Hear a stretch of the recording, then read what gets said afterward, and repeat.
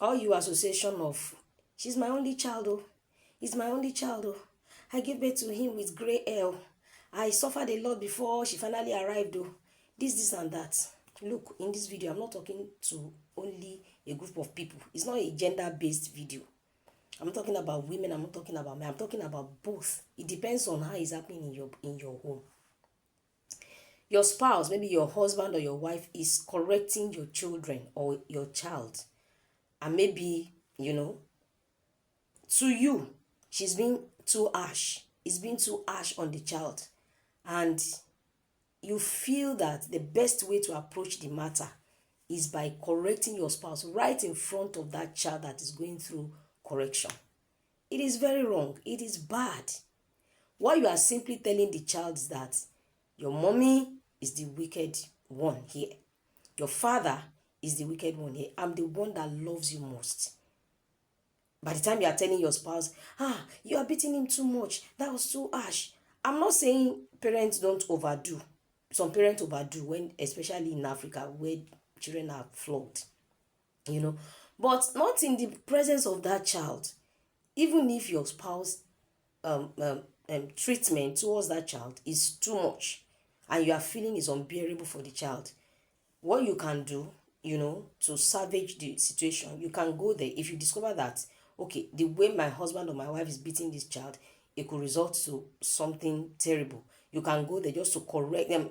Just to control and anger at that moment, but not that you be talking to the person in front of that child. That child will not learn what he's supposed to learn. And you and I know how some children can behave at times. They can make life miserable for parents at times, especially those people in their teenage age.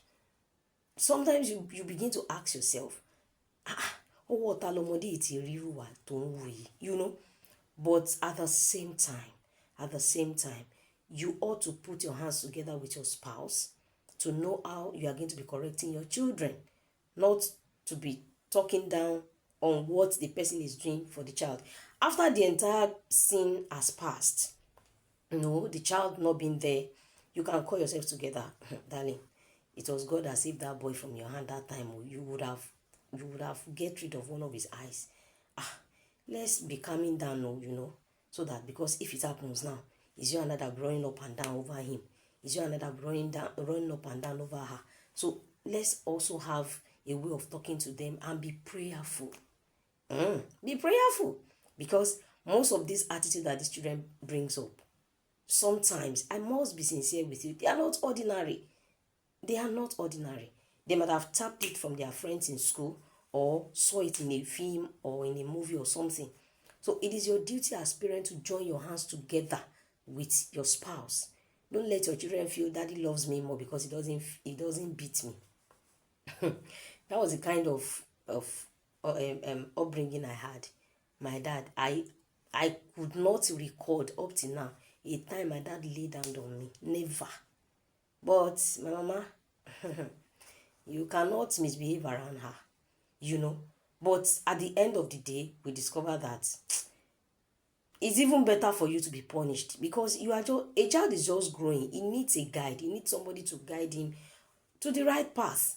So don't abuse your partner when he or she is correcting your child, even in a way that you think it's not nice enough.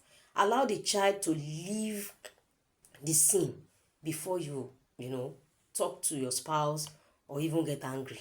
At least the child is no more there.